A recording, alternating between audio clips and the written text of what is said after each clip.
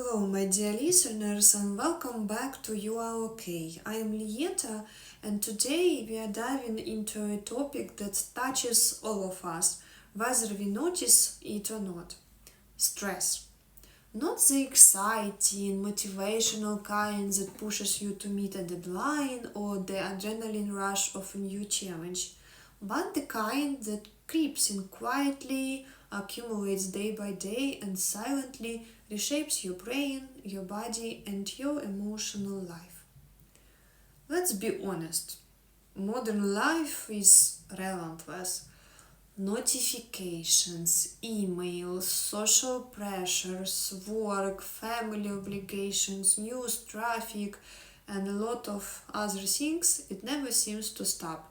Even when we try to rest, the mind buzzes like with worry. Did I forget something? Am I doing enough? Am I failing?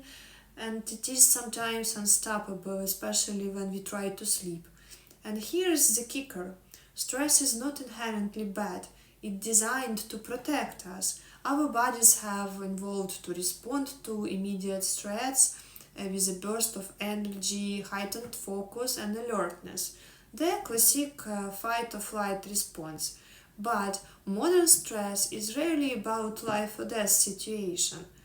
It's chronic, subtle, and pervasive.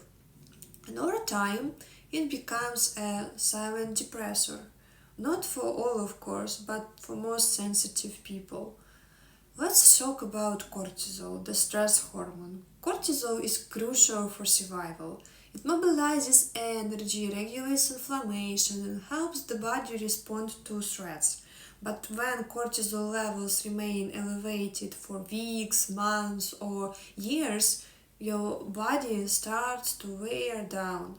Chronic high cortisol affects sleep, digestion, immune function, and even brain structures like the hippocampus and prefrontal cortex, the areas responsible for memory, decision making, and emotional regulation. Imagine your brain as a finely tuned orchestra. Acute stress? That's a temporary spike, a drum solo that excites the ensemble. Chronic stress. That's a constant offbeat that eventually wears out the instruments, blurs the melody, and makes it almost impossible for the music of your life to play smoothly. It's impossible even to listen.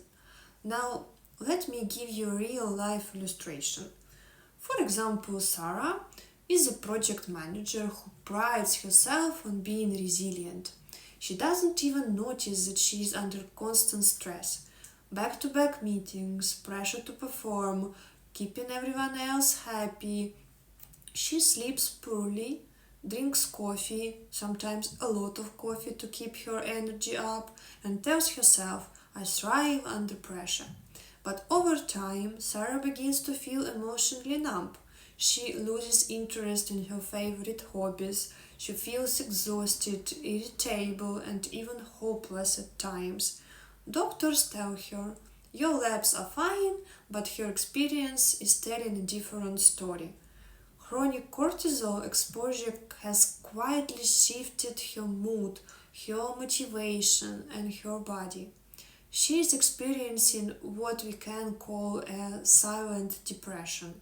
Not dramatic, not sudden, but slow, insidious, and persistent. So, why are some people more sensitive to stress than others?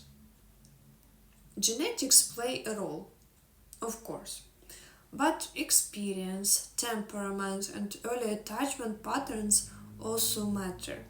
If as a child you grew up in an unpredictable environment where caregivers were inconsistent, emotionally unavailable, or controlling, your stress response system is wired to be hypervigilant.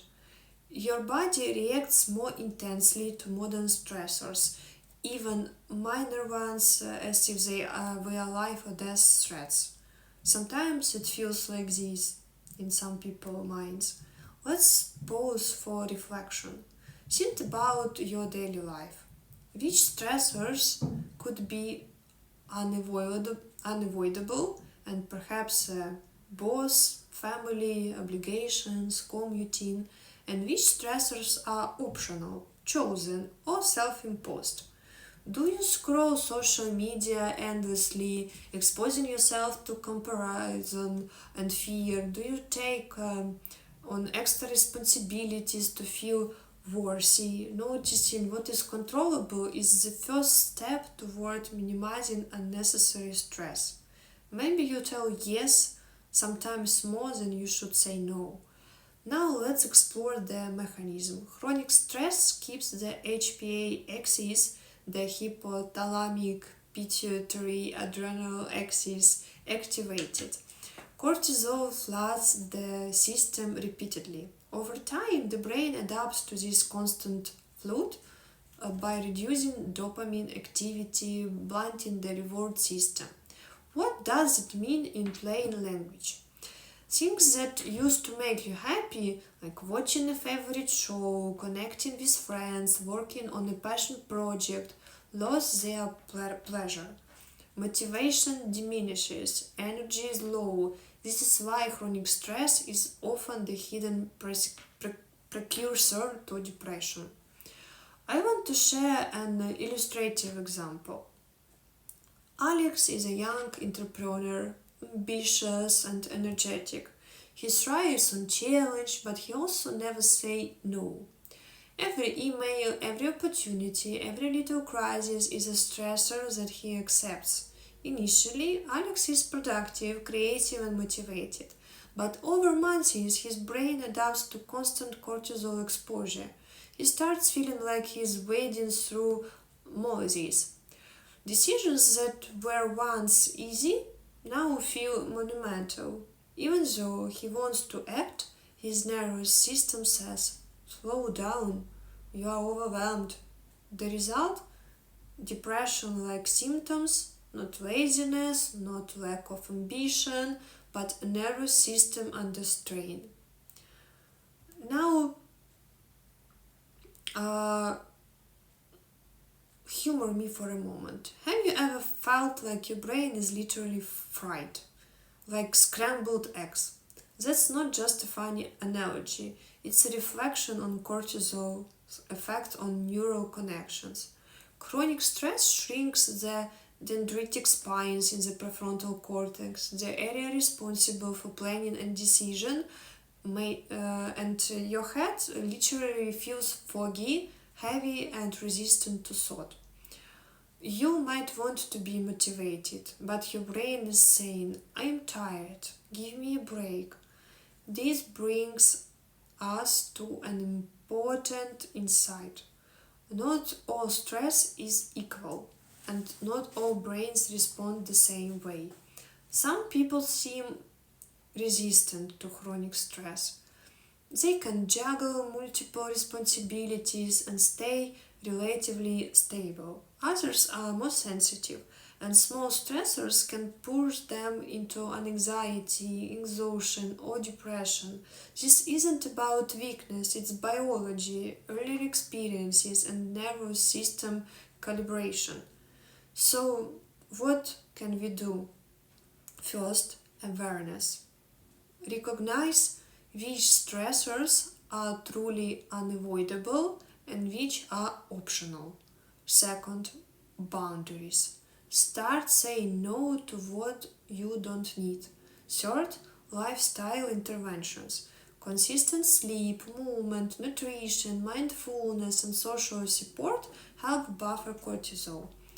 Fourth, cognitive reframing.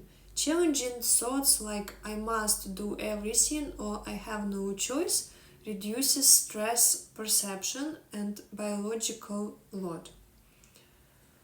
Try to think what you want and do what you want, not just what you should.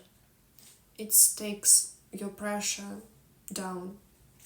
Here's a practical life example. Nina realized she was constantly stressed by checking work emails at 10 p.m. She decided as an experiment to stop after 7.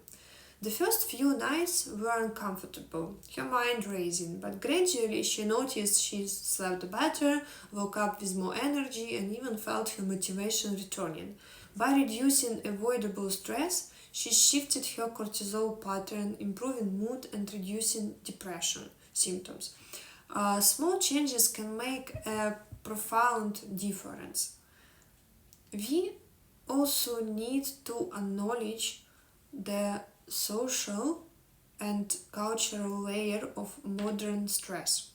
Social media, 2047 news cycles, and the constant pressure to perform or appear successful all act as chronic stressors. Even if your personal life is safe, exposure to comparison, fear, and judgment activates your stress response system. Awareness here is crucial. You can choose what to expose yourself to, what to absorb, and when to disengage. Uh, Imagine telling your cortisol, look, I don't need you screaming at me over a text notification. Relax, buddy. Yes, it sounds funny, but this is little mental joke actually calms the nervous system. Laughter, play, and joy are natural cortisol buffers. They remind your brain it's safe to relax. Finally, remember this. Chronic stress is not your fault. Modern life is full of unavoidable stressors, unfortunately. Some of us are wired to be more sensitive, and past experiences shape this sensitivity. But understanding how cortisol works, how it affects motivation, energy, and pleasure, and learning to manage avoidable stressors allows you to regain control, resilience, and joy. And we wrap up today. I want you to reflect. Which stressors in your life can you remove, delegate, or minimize?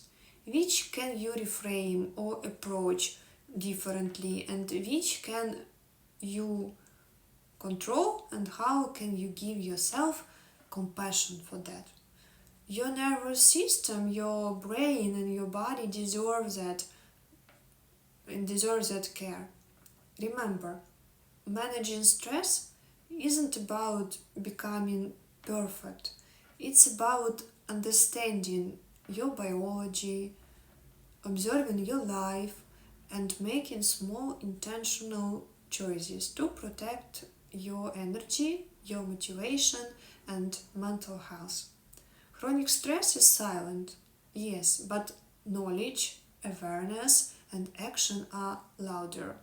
They are your allies. Take a deep